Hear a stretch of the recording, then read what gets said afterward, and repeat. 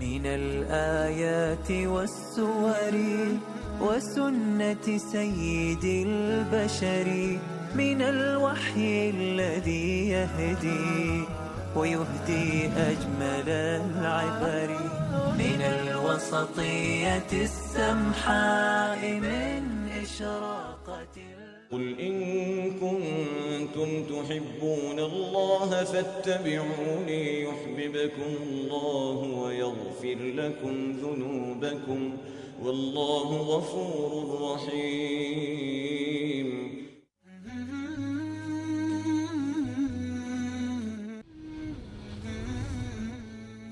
بسم الله الرحمن الرحيم. الحمد لله والصلاة والسلام على رسول الله و علی آله و صحبه اجمعین. ما بعد، عزیزان و سروران گرامی، نخست از همه خدمت شما و جمله سروران عزیز سلام تقدیم می دارم و از الله تبارک و تعالی مسئلت دارم تا ما و شما و جمله اهل اسلام را توفیق ثبات بر حق، آموزشی درست و بجا و رسای تعالیم دینی و عمل به آن را ارزانی دارد و بر آن ثابت قدم نگه دارد. و آغاز میکنیم، اکنون انتقال میکنیم به ادامه همان درس هایی که راجع به ایمان در صحیح بخاری بود. امام بخاری رحمه الله تعالی برای تسهیل و تفهیم مسئله با تنویع در ابواب خدمت ما و شما گذاشته بود. حتی در ضمن یعنی مکررات هم بود و مکررات مطالب که در یک محور تقریبا میچرخند، اما بنابر رابطه های آنها با مطالب دیگری مجددا زیر عناوین دیگر و بابهای دیگر عرض گردیدند. در درسی گذشته خدمتتان عرض گردیده بود باب زیادت الایمان و نقصانه. باب زیادت الایمان و نقصانه این نسخه الکترونی هست و اینجا هم نسخه یعنی پی دی اف کتاب هست، نفس نسخه چاپی. در این امام بخاری رحمه الله تعالی بعد از اینکه در آغاز هم گفته بود که و یزید و ینقص ایمان قول و عمل هست و زیاد می شود و کم می شود، زیادت و نقصان در آن صورت می گیرد، برای اون آیات های متعدد ذکر کرده بود. بار دیگر عنوان خاصی برای گذاشته بعد از یک سلسله مطالبی که در آنها پیرامون دیدگاه خوارج، نقدی برداشته های خوارج، معتزله که این روافض هم دنبال روی آنها هستند و همچنان مرجئه در خصوص ایمان، شناخت و تعریف ایمان عرض کرده بودند و اینکه این نصوص متعدد در قرآن کریم ذکر می شود که در آنها برای نهادینه ساختن اهمیت مطالب و یا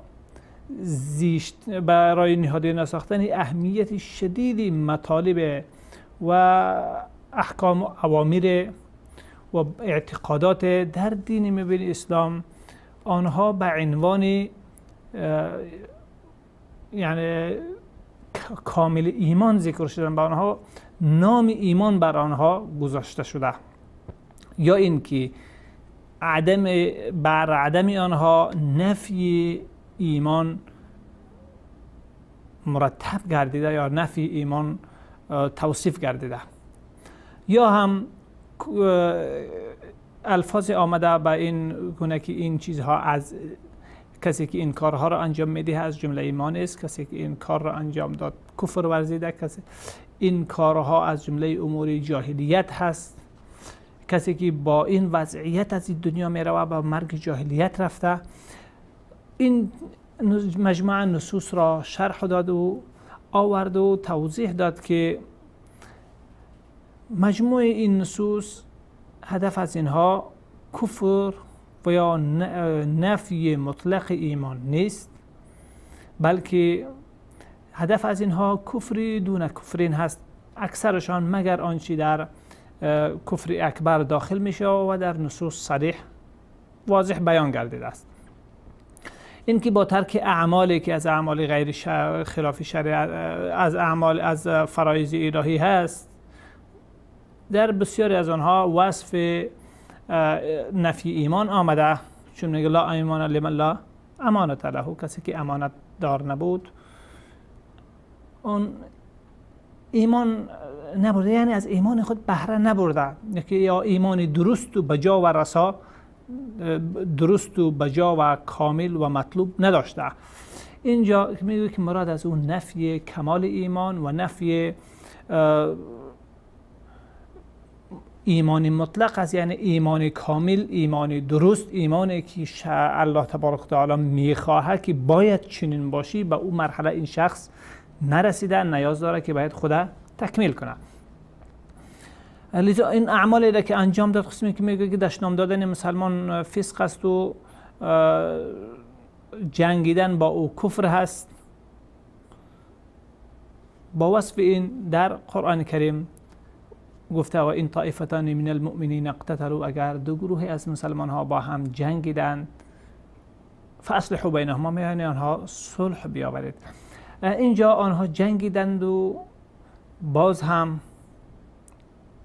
مؤمن خطاب شدند. به این معنی است که مطلب از آن حدیث و همچنین آیات دیگری که در همین محتواها ذکر می‌گردد، مطلب از آنها نفی کلی ایمان و اصل ایمان از اون شخص نیست و کفری مخرج از اسلام، کفری که از اسلام بیرون بسازه، ای را از دایره اسلام بیرون بسازه و خون و مال و دیگری او را مباح بسازه، چنین نیست. از این جهت حتی در موارد متعددی که اهل بدعتی که بدعتی از آنها در حد کفر است، یعنی بدعتی از آنها در حد کفر اکبر هست، حتی در خصوص تعامل با آنها در تاریخ طولانی اسلامی، هم تعامل علمای اسلام و هم تعامل حکمرانان مسلمان همین بوده که با وصف آن که آن باور دینی آنها عنوان یک باور کفری را به خود گرفته، مانند دیدگاه جهمیه بود، دیدگاه دیگری که حتی روافض بود. با وصف این مگر در بجز حالات خاصی که برخی دعات و دعوتگرانی بر باطلی از آنها و فتنه افروزی آنها تعلق داشت، دیگر موضوع تطبیقی چیز حلال بودن خونی از آنها و مالی از آنها و موضوع تطبیقی که از این قبیل هست، آن هیچ مطرح نبوده و هیچگاه محل تطبیق قرار نگرفته، چون مسئله وقتی که حکم طبیعی یک شخص با حکم اجتماعی و تطبیقی از او در سیاست شرعی بسیار اوقات تفاوت میکنه. و عوامل دیگر است و اینها همچنین موضوعی که اینها بنابر غلط فهمی و شبهه تعویلی که دارند، بنابر غلط فهمی و شبهه تعویلی که دارند، با وصف آن که دیدگاهی از آنها دیدگاهی خیلی منحرف و باطل هست و دیدگاهی از آنها در وقتی که انسان معتقد بوده باشه خود یعنی به این است که این دیدگاه کفری هست. با وصف این با آنها حکم واجب القتل بودن و امثال او را صادر نکردن، با آنکه در کفر اعتقادشان هیچ شک و ترددی نداشتن. حتی در حکم عام گفتن کسی که این عقیده و باور را داشته باشد مسلمان نیست و حکم اوی است که بدار زده شود یا که اعدام شود. زنی او اگر زن مسلمان هست از نکاحی از او ختم می شود. امثال از اینها این و در قبرستان مسلمان ها دفن نمی شود. این یک حکم عامی بود که صادر کردن که این شخص با این ویژگی ها، این باورمند این اعتقادات، در اصل یعنی در این حد قرار داره، شرعاً این احکام بالای از او مرتب می شود، اما وقتی که در صحنه عملی تطبیق او بالای افراد صورت برگشت، در اون صورت از چنین تطبیق ایبا ورزیدن. به خاطر این یعنی امام احمد بن حنبل رحمه الله بعد از همه آن فتنه خلق قرآن و اجماع کلی علمای اسلام به این که قائل به خلق مخلوق بودن قرآن کافر هست و این عقیده کفری هست، با وجود او بالای افرادی که در زمان فتنه خلق قرآن چقدر خونه ها را ریزاندند و مسلمان ها را به تعذیب کشاندند، بالای از آنها آن حدی که در حکم عام ذکر شده بود اون را طلبگار نشدند، تطبیق نشدند، چون این افراد با وصف وضعیتی که داشتن بنابر سوء فهم و شبهه غلط فهمی و شبهه تعویلی که داشتن معذور پنداشته می شوند، بنابر او معذور پنداشته می شوند. از این جهت آنها با او حکم کفر بالای او صادر نمیشه. مثلا به طور مثال ما یک چیز دیگر ذکر میکنن از جمله نواقض اسلام کمک کردن غیر مسلمان ها بالای برخلاف مسلمان، برخلاف مسلمان ها، در صورتی که این کمک به خاطر تقویه آنها بر ضد مسلمان ها بوده باشه و شکستی این نیروی اسلامی. با وجود این مثلا حاتب بن ابی بلتعه رضی الله تعالی عنه زمانی که بنابر تعویلی که از خود داشت به مشرکین مکه کمکی کرد، پیام نامه نوشت به آنها که رسول الله صلی الله علیه وسلم و مسلمان ها با لشکری انبوه بالای شما به حمله ور میشوند، آنها را یعنی به جایی که غافل گیر شوند آنها را آگاه ساخت. این یک نوع کمک قوی بود برای آنها، آگاه می ساخت، ولی الله تبارک و تعالی وحی نازل کرد و این نامه گرفته شد از وسط راه. کسی که چیز بود یعنی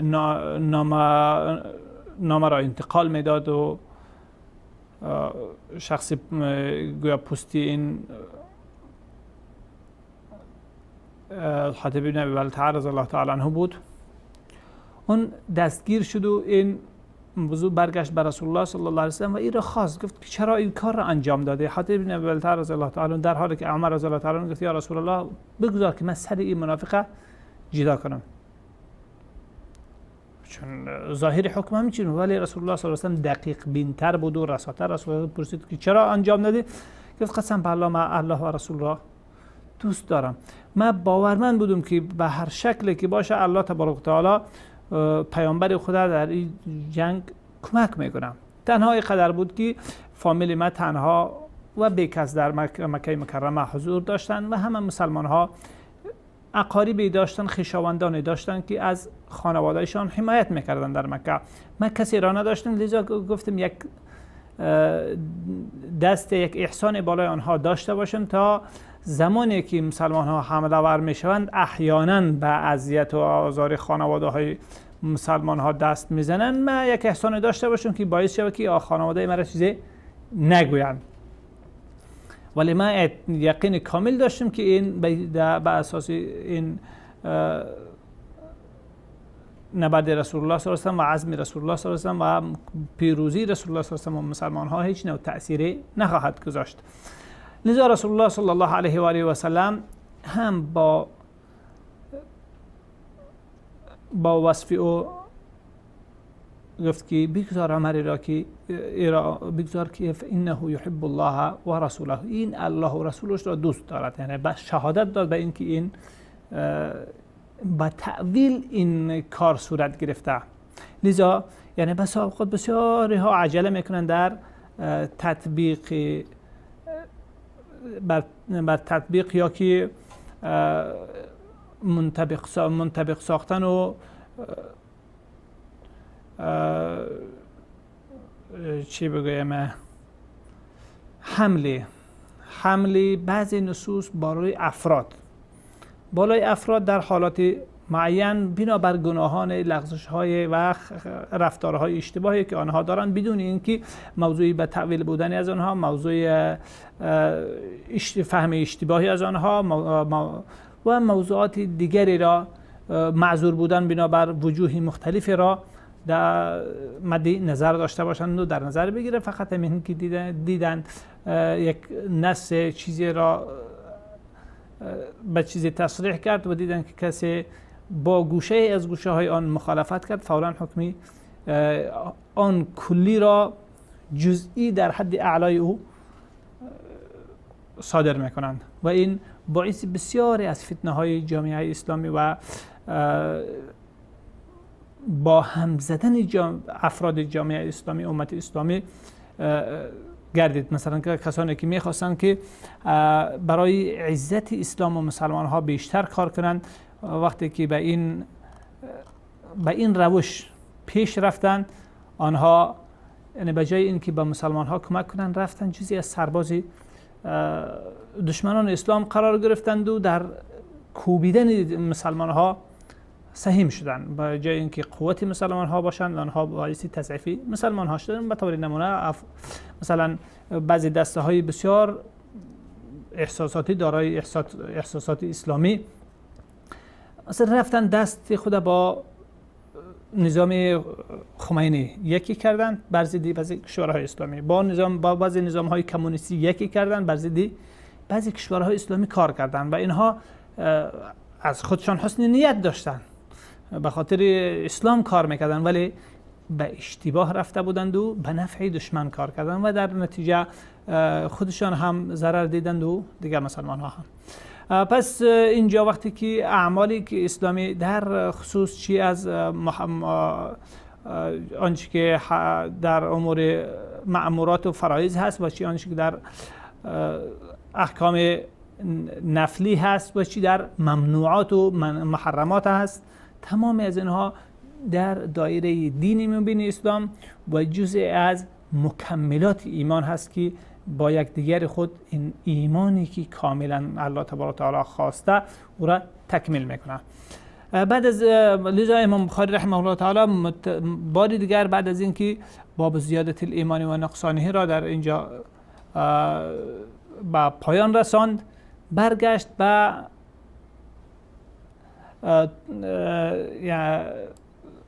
ذهن نشین ساختن مجدد همون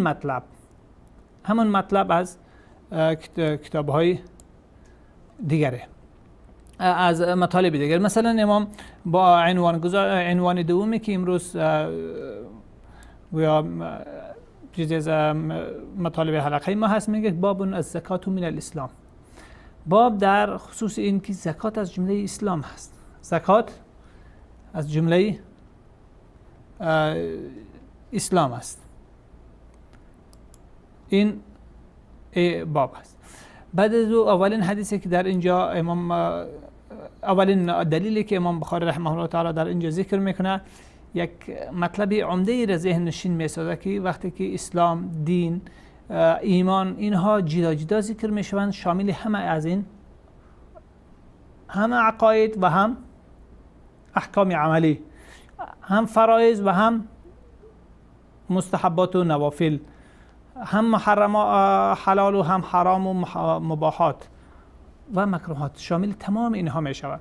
ببینین الله تبارک و تعالی میگه که قوله تعالی و ما امروا الا ليعبدوا الله مخلصین له الدین. اینها فرمان داده نشدن مگر به این که الله تبارک و تعالی را با اخلاص و صادقانه عبادت کنند. با اخلاص کامل الله تبارک و تعالی را عبادت کنند. حنفاء، کنارگیرنده از تمام انواع شرک و گرایش به غیر الله تبارک و تعالی در عبادت. و یقیم الصلاة. ببینید از این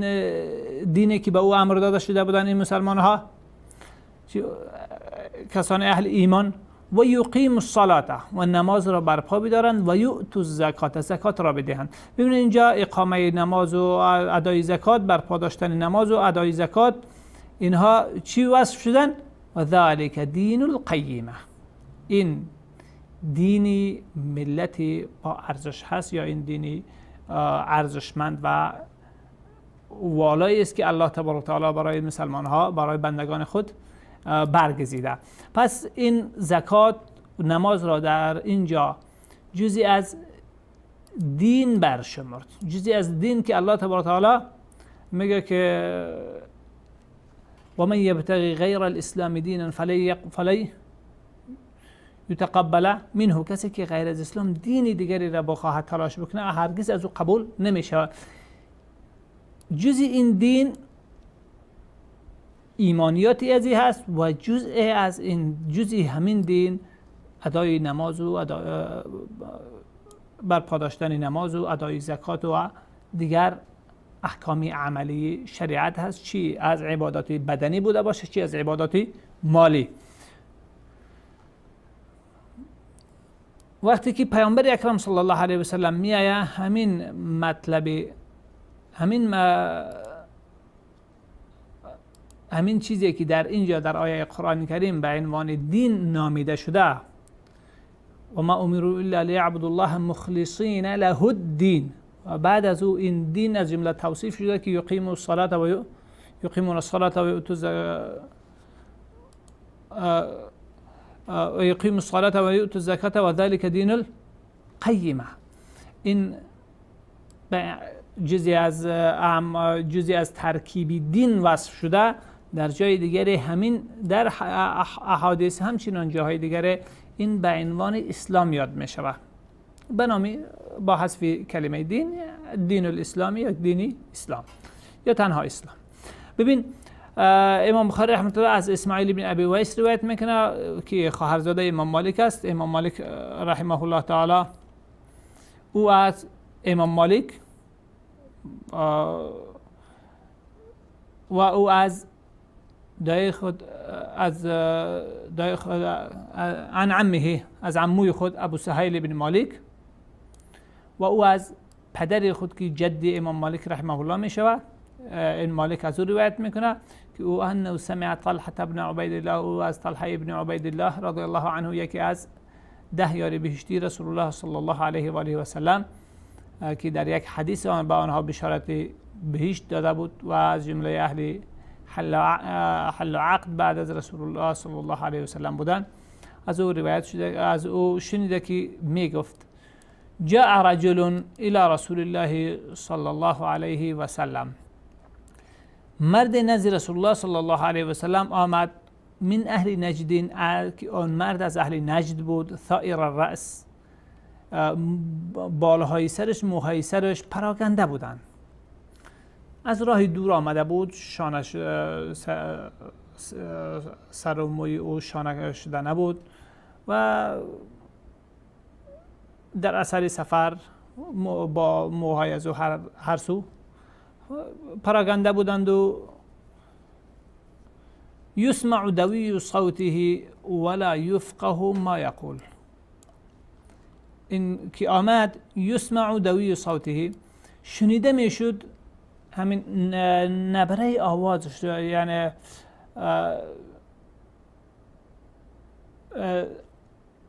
صدا و نبره آواز او شنیده میشد، ولا یفقه ما یقول، فهمیده نمیشد که چی میگوید، سخنش فهمیده نمیشد اما نغمه آوازی او شنیده میشد. حتی دانات با خود سخن گفته می آمد دیگر که من چی باید از رسول بپرسم و چی چیزها را جوابش باید بگیرم. حتی دانات هایی که نزدیک شد فاذا هو یسأل عن الاسلام، پس ناگهان دیدیم که او از اسلام دارد از اسلام میپرسد.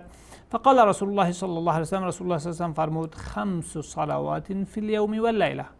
5 نماز در یک شب و یک روز. فقال، پس گفت او شخص هل علی غیرها، آیا بر من غیری هست؟ اینجا رسول الله صلی الله علیه و سلم تنها از فرائض برای او جواب میگوید، با آنکه نوافل هم جزئی از اسلام هست، ولی اینجا چیزهایی برای او جواب میگوید که یعنی ادایش بالای او حتمی و قطعی هست. رسول الله صلی الله علیه و سلم فرمودن لا، نه، الا ان تطوع، مگر اینکه چیزی به خاصی دل خود بر رضایت خود با شوق علاقمندی استثنایی خود انجام بدی. یعنی به حساب چیزی که نفلی بخوانی، نماز نفلی که بخوانی درست، ولی اگر نخواندی همون نمازهای فرضی پنجگانه را که خواندی گناه بالای در قسمت نماز نیست. قال رسول الله صلی الله علیه و سلم، رسول الله صلی الله علیه و سلم فرمود بعد از او صیام رمضان، روزه گرفتن ماه مبارک رمضان. قال شخص گفت هل علی غیره، آیا بر من غیر او هم هست؟ فرسول الله فرمود لا، نه الا ان تطوع، مگر اینکه روزه های نفلی بگیری. قال راوی میگوید که یعنی طلحه رضی الله تعالی عنه و ذکر له رسول الله صلی الله علیه و سلم از زکات، رسول الله صلی الله برای او زکات را یادآور شد. گفت هل علی غیره، آیا بر من غیر این هم هست؟ فرمود رسول الله صلی الله علیه و سلم لا، نه الا ان تطوع، مگر اینکه صدقه و خیرات صدقه نفل خود انجام بده. آنچه که بالای حتمی و قطعی هست از در مال و سرمایه که الله تبارک و تعالی بر تو داده همین زکات هست که عشر و زکات هست که باید او را بپردازی. نبی اکرم صلی الله علیه و سلم می‌فرماید تؤخذ من اغنیائهم و ترد علی فقرائهم، از توانمندایشان گرفته میشه و به نیازمندان توزیع میشه. قال فادبر الرجل وهو یقول، پس پشت برگردان اون شخص در حالی که میگفت والله لا ازید علی هذا ولا انقص، قسم به الله بر این من نه چیزی می افزایم و نه چیزی از آن کم میکنم. یعنی این زمانی بود که تا به حال حج فرض نشده بود. قال رسول الله صلی الله علیه و سلم، رسول الله صلی الله علیه و سلم فرمود افلح این صدق، راست گفته اگر، افلح کامیاب شده اگر راست گفته باشد. اگر این راست بگوید با این پابندی کامل بر فرایض این کامیاب می شود. یعنی شخص هیچ یکی از نوافل را انجام نداد ولی به فرایض کاملا پابند بود، و شخص نزد با حکم رسول الله صلی الله علیه و سلم و در شریعت الهی کامیاب و کامران هست. اینجا و همچنین در حدیث بنی الاسلام علی خمس و در حدیث دیگری که بعداً خواهد آمد، در تمام از آنها این اعمال تطبیقی عملی که از جمله جزء ارکان اسلام هستند، اینها به عنوان جزء اسلام وصف شدند و در جاهای دیگر نام ایمان بر آنها اطلاق شده و در جاهای دیگر نام دین بر آنها اطلاق شده و تمام از آنها در حقیقت یک محتوا و یک مدلول را انجام ادا میکنند، چون لفظی از اینها تنها ذکر شد شامل همه آن بخش ها میشه و هم ایمانیات و هم اعمال عملی، و اگر یک جا ذکر شدن هر یکی معنای خاص خود را می داشته باشد. باب بعدی در همین مضمون باب اتباع الجنائز من الایمان. ببین در اونجا نماز از جمله نماز و روزه جزئی از اسلام ذکر شدن و در آیت جزئی از دین ذکر شده بودن.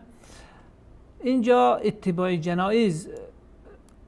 به دنبال جنازه رفتن تا به اینکه دفن شود،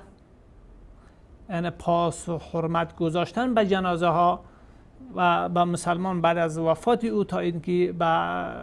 که دفن او تکمیل می شود و یکی از جمله اعمال استحبابی است و در صورتی که هیچ کس انجام نداد، خب یعنی این از جمله مطلق او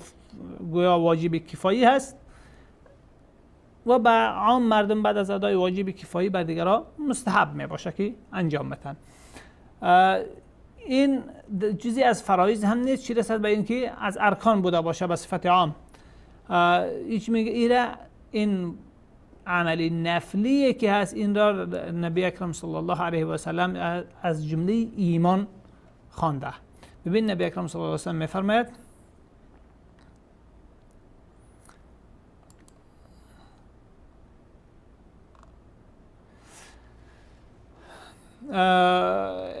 امام بخاری رحمه الله تعالی میگه حدثنا احمد بن عبد الله بن علی المنجوفی قال حدثنا روح بن عباده بصری است قال حدثنا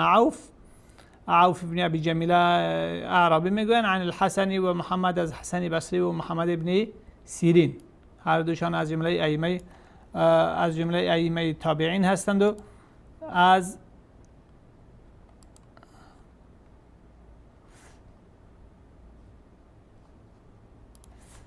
از جمله ائمه تابعین هستند هر دو،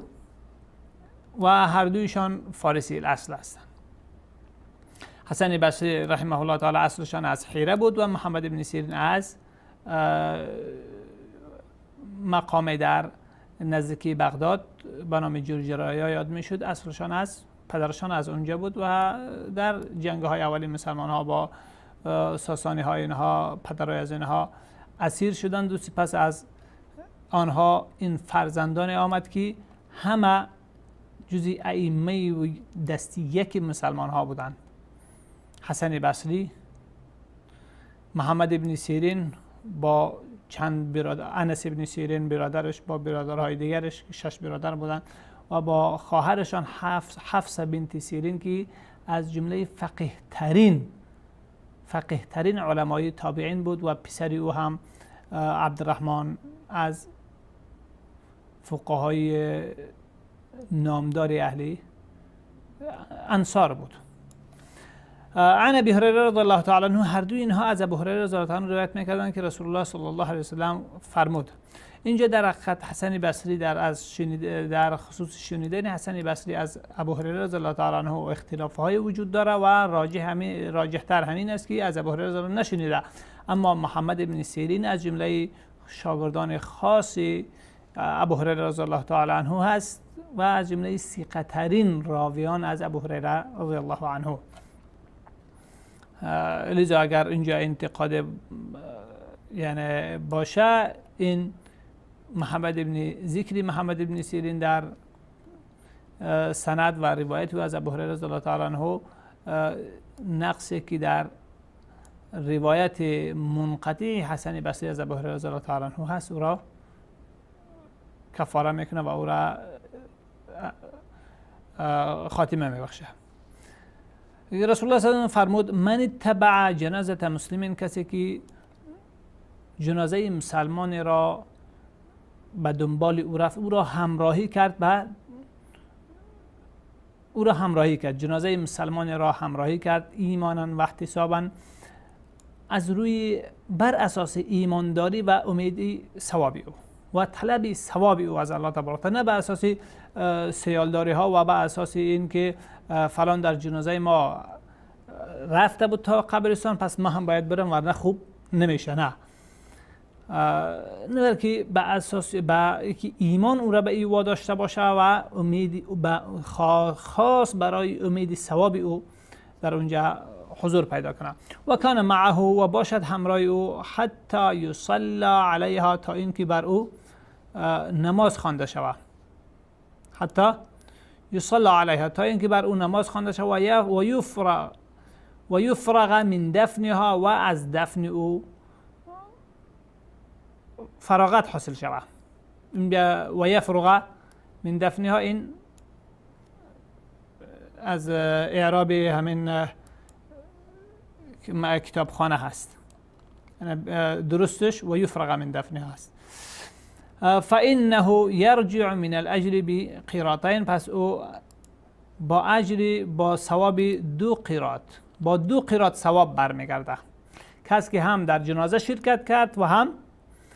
تا با ختم دفن او را همراهی کرد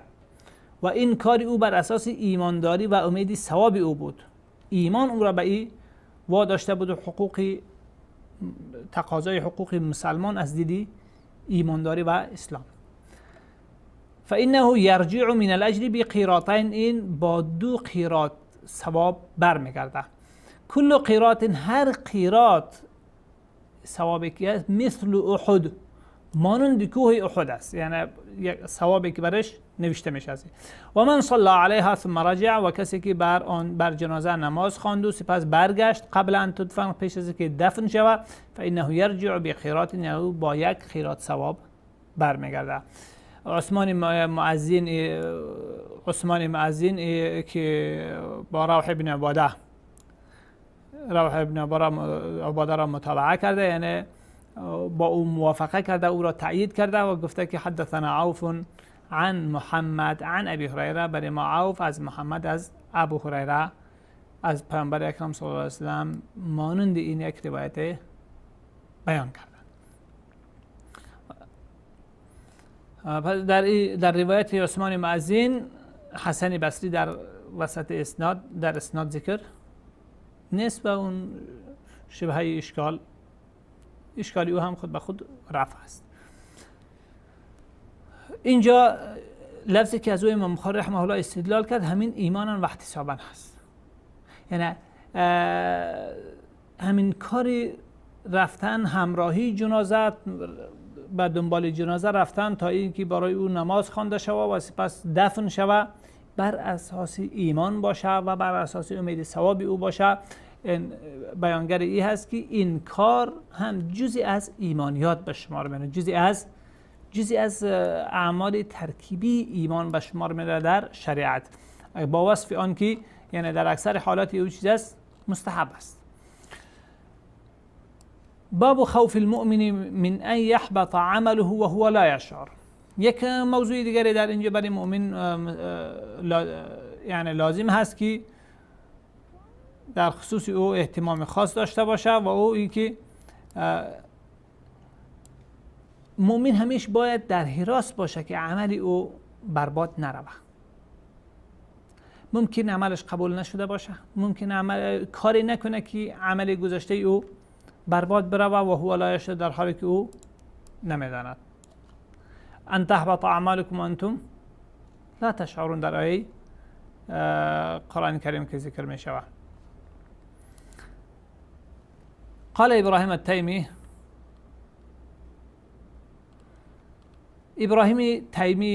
ابراهیم یزید تیمی میگوید ما عرفت، از جمله علمای بزرگ تابعین هست، میگوید ما عرفت قولی علی عملی الا خشیت ان اکون مکذبا. مکذبا نوشته ولی درستش مکذبا است. من قول خود را بر عمل خود هیچگاه عرض نکردم مگر اینکه ترسیدم که من دروغگو پنداشته نشوم. همیشه ما انسان در عمل،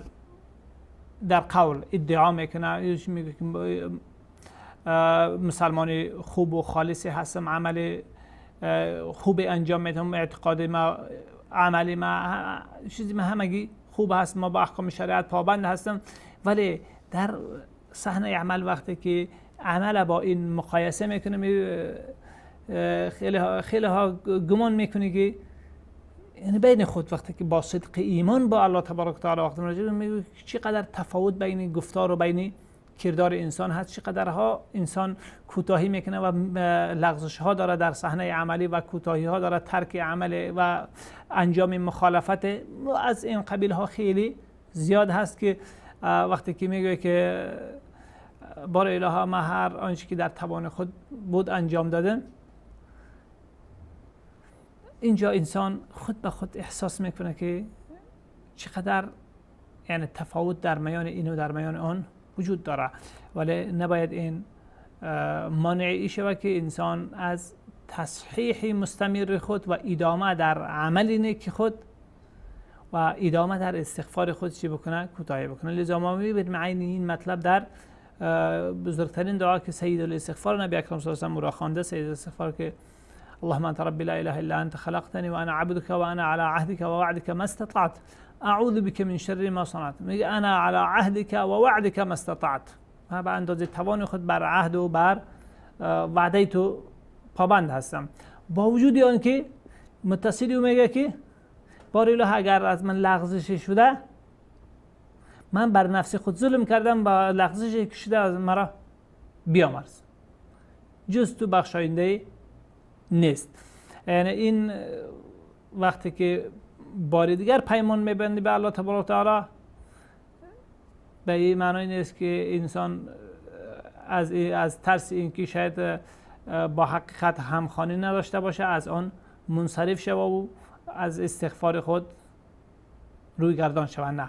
بلکه به همون طریقه که در دعای نبوی آمده انسان دعای استغفار خود میکنه و مشکل این به عنوان یک پیمان جدید هست که به اندازه توان خود من به این کار پابند میباشم، اگرچه با صیغه ماضی ذکر شده.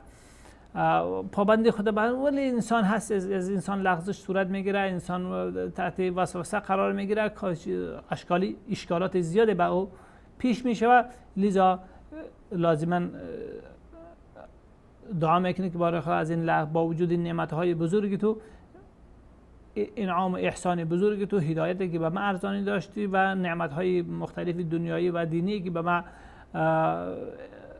احسان نمودی، با وجود از اینها من گناهکار و مقصر و دارای کوتاهی های بزرگی هستم، از اینها را از من ببخش و مرا هدایت کن.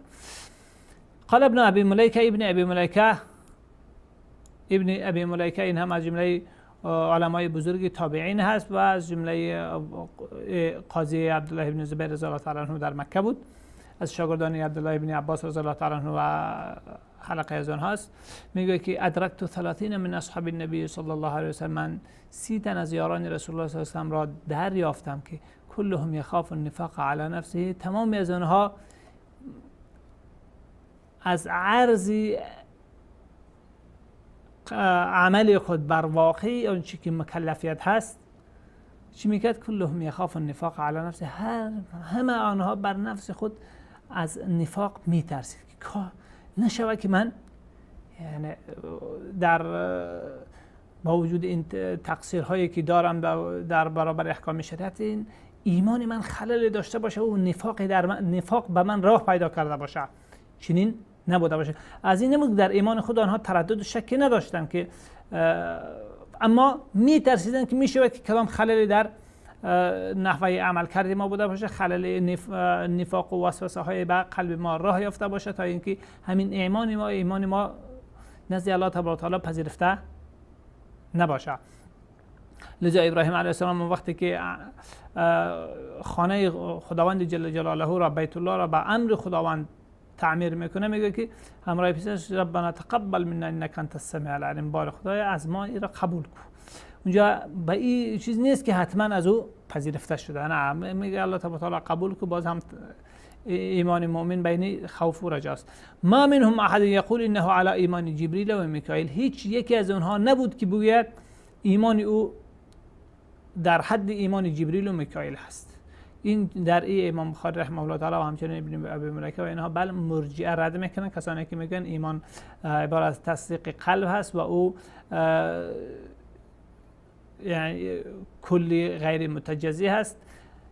قابل زیادت و نقصان نیست.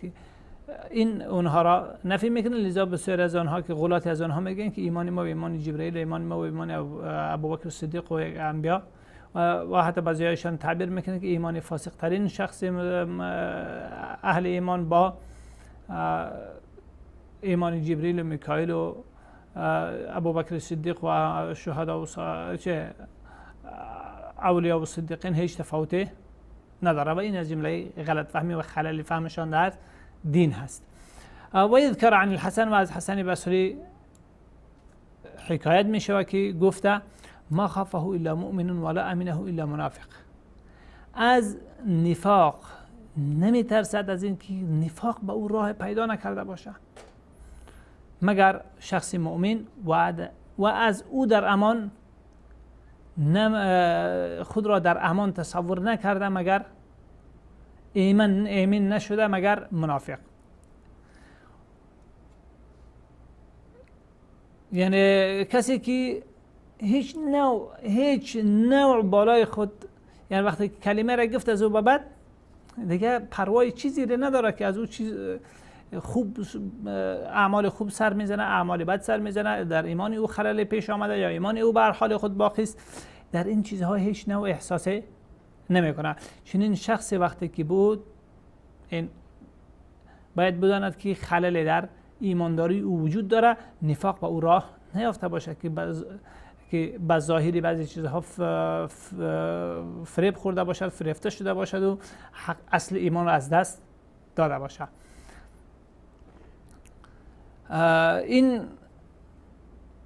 اینجا هم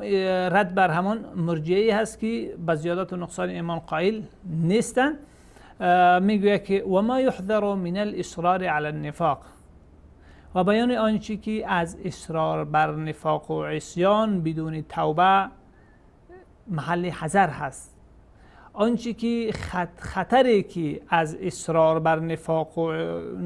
گناه بدون توبه، اصرار بدون توبه، خطری که به انسان متوجه می شود و به اون شخص متوجه می شود او چی هست؟ لقول الله تعالی، الله تبارک و تعالی فرموده که ولم یصروا علی ما فعلوا و هم یعلمون. ببینید الله در این اشاره میکنه امام بخاری رحمه الله تعالی به آیتی که در وصف مؤمنین الله تبارک و تعالی ذکر کرده، یعنی مسلمان ها را، اهل ایمان میگه والله يحب وسارعوا الى مغفرة من ربكم وجنة عرضها السماوات والارض اعدت للمتقين. برای جنت برای متقین، پرهیزگاران آماده ساخته شده. بعد از او اوصاف از آنها را ذکر میکنه و میگه که والله يحب المحسنین، الله تبارک و تعالی نیکوکاران را دوست داره. اینها کیا هستن؟ والذین، کسانی که اذا فعلوا فاحشة او ظلموا انفسهم، وقتی که گناه زشتی را انجام دادن یا اینکه بر نفس خود ظلم کردن، ذکر الله، فورا الله را به یاد میارن. اینجا به معنی نیست که الحمدلله و سبحان الله میگویند یا الله اکبر گفته میروند. نه، الله تبارک و تعالی به خاطر میارن که ما در برابر کی چی گناه بزرگی را انجام دادیم، ما نافرمانی کدام ذاتی را انجام دادیم، مخالفت با چی دستور ما مخالفت کردیم. بعد از او فاستغفروا لذنوبهم، پس از الله تبارک و تعالی برای گناهشان طلب آمرزش میکنند. و من یغفر الذنوب الا الله، و چی کسی غیر از الله گناه ها را بخشیده میتواند؟ اینجا کسانی که آمرزش گناهشان را از امام و امامزاده و پیر و ولی و غیره و نبی، حتی پیغمبر و غیره میخواهند، آنها را هم اگر رد میکند که هیچ کسی. آیات های متعددی در قرآن کریم هست، احادیث زیاده، ولا یغفر الذنوب الا انت، جز الله تبارک و تعالی کسی گناه ها را بخشیده نمیتونه، نه پیغمبر میتونه، نه امام میتونه، نه امامزاده میتونه، نه ولی، نه صالح و شهید. هیچ یکی از اونها هیچ گونه اندکترین تصرف در بخشیدن گناه ها ندارن. لذا کسانی که غلو میکنن از این حد با بالا که مثلا کسی را بخواه الله تبارک و تعالی ناراض بوده باشه از او، میشه که یعنی امام پرستان میگن که امام او را از دوزخ نجات بده، ولی اگر امام ناراض بود پس نمیتونه که الله تبارک و تعالی او را ببخشه و از دوزخ رها بسازه. یا برعکس کسایی که میگن که الله تبارک و تعالی در روز قیامت کلید بهشت و دوزخ پیش امام هست و کسی را خواست به بهشت میبره، کسی را خواست به جنت میبره، و همین با این هم آیات در تعارض قرار داره. در مقابل از اونها خرافی های صوفی ها هم این چیز هست که میگه که حتی بعضی هایشان به یه حد غلو کردن که میگه اگر شاهی اولیا که جیلانی، شاه عبدالقادر جیلانی، اگر کسی را بخواه، یا که هر کدامش درباره پیر خود هم ای را ذکر میکنه، میگه اگر کسی را از مریدایش الله تبارک و تعالی بخواه عذاب کنه، اون نمیگذاره او را، بعد جبران بالای الله او را از بهشت، از دوزخ به بهشت انتقال میده. این همگی خرافات و سفسطه هایی است که بدور از دین مبین اسلام و این انسان را از دایره توحید بیرون میسازه. ولم یصروا علی ما فعلوا وهم یعلمون، دیده و دانسته، میگه و دیده و دانسته بر آنچه کردند، آن کار زشتی که انجام دادن اصرار نمیکنند، با او استمرار اولئک جزاؤهم مغفرة من ربهم و جنات تجری من تحتها الانهار خالدین فیها و نعم اجر العاملین. در اشاره میکنه که پس اگر کسانی باشند که بر گناه و معصیت اصرار می‌ورزند چه خطری متوجه از آنها است. کسانی که بر نفاق و عصیان اصرار می‌ورزند چه خطری بدون توبه، چه خطری متوجه آنها میشه. یعنی آنها از این وصف ایمان، از این جایگزین بودن ایمان در قلب از آنها و استحقاق بهشت آنها محروم میشوند.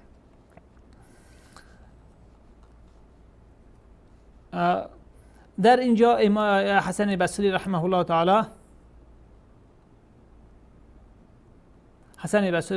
تعالی در اینجا وقتی که استدلال میکنه، گویا یکی از جمله موارد استدلالی که برای حسن بصری رحمه الله تعالی هست این است: و افامنوا مکر الله فلا یأمن مکر الله الا القوم الخاسرون. درباره کفار ذکر میکنه که آنها در امن بودن. افامنوا مکر الله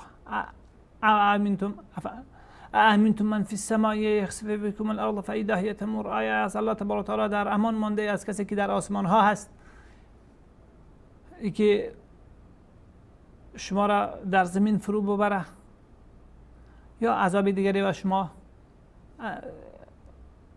وارد کنه، عذاب دیگری بالای شما نازل کنه. اینجا میگه که افامنوا مکر الله، آیا از مکر و تدبیر، از مکر الله تبارک و تعالی، از فتنه هایی که الله تبارک و تعالی به اساس امتحان بالای بندگان خود وارد میکنه، از او در امان ماندن. یک نفاق یکی از این مکر هست. سلبی صدق ایمان یکی از این امور هست. فلا یأمن مکر الله الا القوم الخاسرون. پس از مکر الله در امان نمی باشد، خود را در امان فکر نمی کنه مگر مردمانی زیانبار. و در نصوص زیاده از قرآن کریم هست که کسانی که یعنی طور کلی خود از گرفت الله تبارک و تعالی بدور تصور میکنند و کسانی که نافرمانی الله تبارک و تعالی را انجام میدهند ولی هیچ خللی در آن نمیپندارند، قسمی که مرجئه به این تصور بودند، آنها خطر بزرگی متوجه آنها میشود. و تمام نصوصی که بر انجام مخالفت های شرعی تهدید و وعید در آنها صورت گرفته، تمامی از اینها رد مرجئه هست. این دیدگاه مرجئه و دیدگاه کسانی را که میگن که لا اله الا الله گفت به خدا که عقیده داشت دیگه هیچ مشکلی بالایش نیست، اینها را نفی میکنه. نه، در پهلوی عقیده داشتن به خدا لازم هست که باید عمل درست هم داشته باشه. اینجا امام بخاری رحمه الله تعالی این حدیث هم سندش تقریبا محمد ابن عرعره بصری هست، شعبه هم واسطی است و علمش از بصره. زبید ابن حارث یامی قال سألت ابا وائل عن المرجئه، میگه که ابو وائل از شاگردان خاص عبدالله ابن مسعود رضی الله تعالی عنه است. او را از در مورد مرجئه از او پرسیدم. فقال، پس گفت حدثنی عبدالله برای ما، عبدالله بن مسعود رضی الله تعالی عنه برای ما حدیث بیان کرد که نبی اکرم صلی الله علیه و آله فرمود سباب المسلم فسوق و قتاله کفر. نبی اکرم صلی الله علیه و آله میگه که وقتی که یک شخص از اهل ایمان هست مسلمانی را دشنام میدهد او فسق کرده، این کار فسق است، یعنی این در ایمان او خلل ایجاد کرد. و قتاله کفر، جنگیدن با مسلمان کفر است. و قبلا برایتان توضیح داده بودیم که مراد از این کفری این عملی کفری هست. با وجود این به این معنی است که قسمی که روافض گرفتن از استدلال میکنن برای تکفیر بعضی صحابه که در مواقف در جنگ با امیرالمومنین علی بن ابی طالب رضی الله تعالی عنه قرار گرفتند و در با اجتهاد اشتباه موقف جنگی با امیرالمومنین علی بن ابی طالب رضی الله تعالی عنه قرار گرفتن، یا اینکه آنهایی که قبل از آنها از جمله خوارج شیعیان خارجی که بر امیرالمومنین عثمان بن عفان رضی الله تعالی عنه حمله ور شدند و او را شهید ساختند، آنها با وجود اینکه این کارشان کار کفری انجام دادن، اما یعنی این در دایره کفری عملی هست، نه کفری اعتقادی که انسان از دایره ایمان خارج میکنه. لذا در قرآن کریم و این طائفتان من المؤمنین اقتتلوا فاصلحوا بینهما، یعنی اگر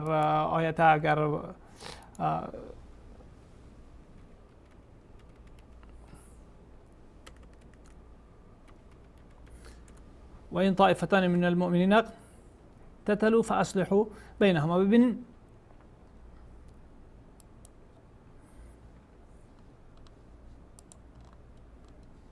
الله تبارک و تعالی میگه و این طائفتان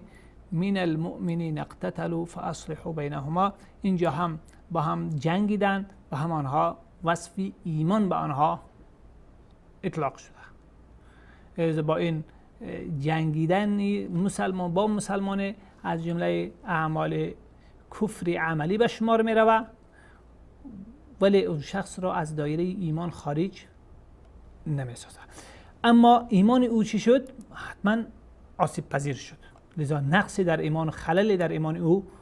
موجود آمد، برخلاف زعم مرجئه که میگویند که بعد از اعتقاد به الله تبارک و تعالی دیگه هر کاری کرد ایمان او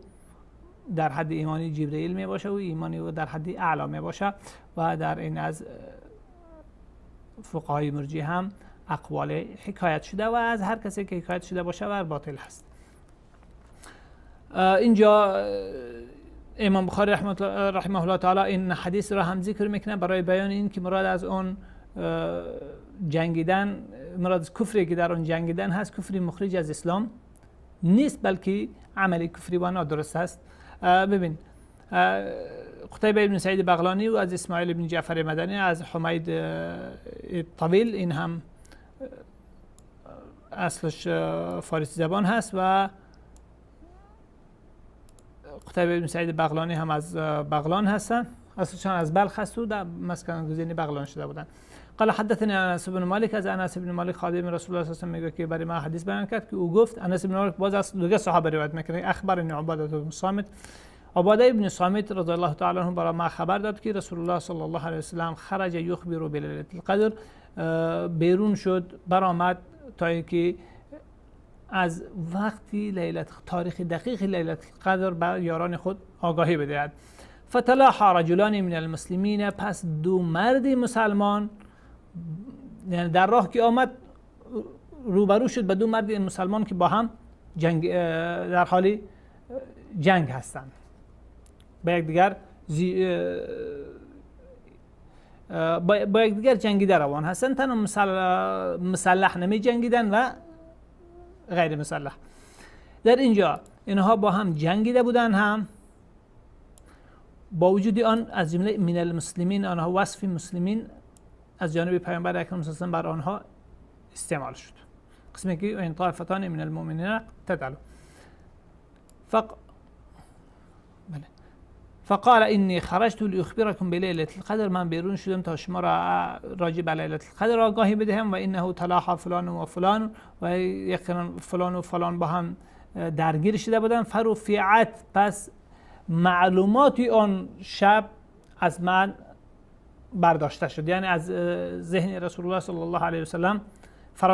فراموشانیده شد که کدام شب هست. و عسى ان یکون خیرا لکم، شاید که این برای شما بهتر بوده باشد. التمسوها فی السبع و التسع و الخمس، در روز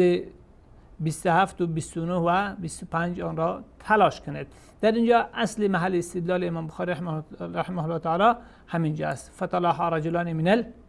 المسلمین، هم صحابه اونها را مسلمان پنداشتن، هم رسول الله صلی الله علیه و سلم، و اینکه رسول الله صلی الله علیه و سلم وقتی که از آنها خبر داد سلب ایمان بر آنها اطلاق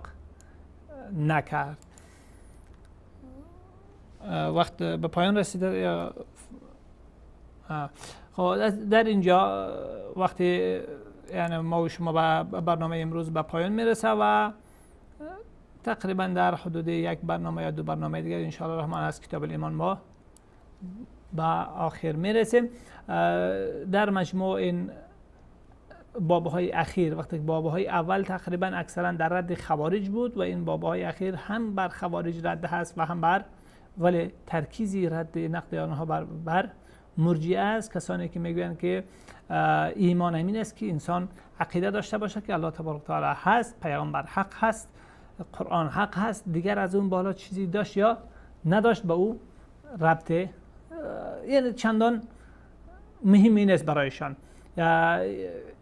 پس میگه ایمان عبارت تصدیق است و اهل ایمان همگیشان تصدیقشان باید که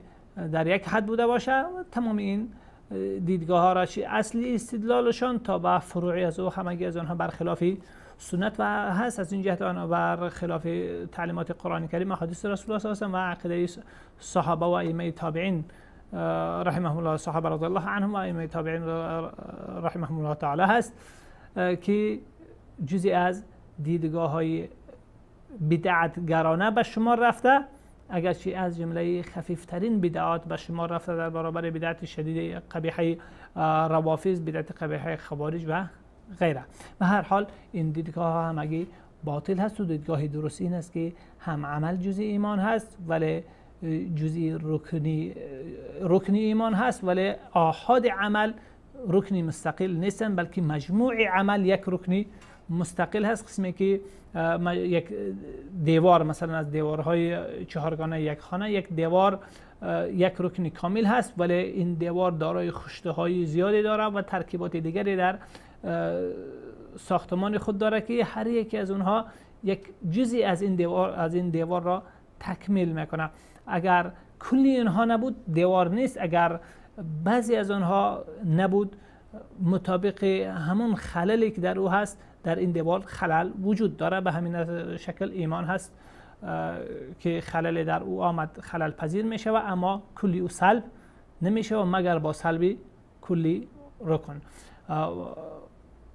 اینجا شما را به الله متعال میسپارم و به امیدی دعاهای مستمرتان برای ما و عزیزان گرامی که این برنامه ما را به خدمت شما تقدیم میکنند و عرض میکنند، استاد احمد و دیگر عزیزان و برادران، آنها را در همیشه در دعاهای خود یاد بکنه. الله تبارک و تعالی به آنها هم توفیق و همتی بیشتر و ثباتی بر حق نصیب کند و به ما هم و به شما هم و به جمله اهل اسلام توفیق و سعادت دائمی و دارین را برای هممان الله تبارک و تعالی نصیب گرداند. و صلی الله وسلم و بارک علی نبیه و رسول محمد و علی آله و صحبه اجمعین.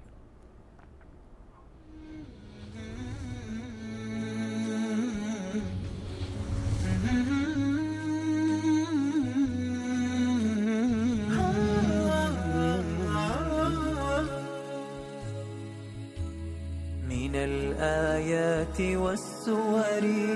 وسنة سيد البشر،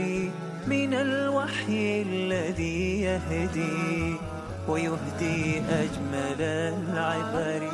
من الوسطية السمحاء من إشراقة. قل إن كنتم تحبون الله فاتبعوني يحببكم الله ويغفر لكم ذنوبكم والله غفور رحيم.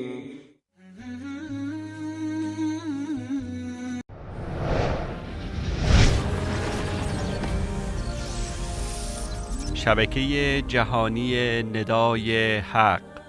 شما بینندگان عزیز می توانید شبکه جهانی ندای حق را بر روی فرکانس های زیر مشاهده نمایید.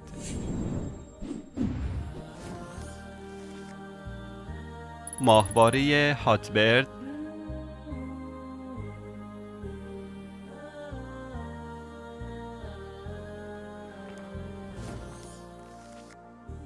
ماهواره یوتلسات 7،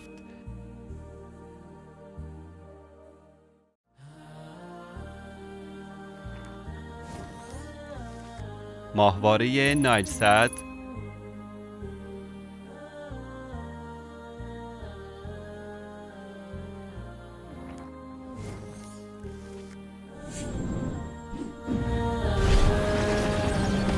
شبکه جهانی ندای حق.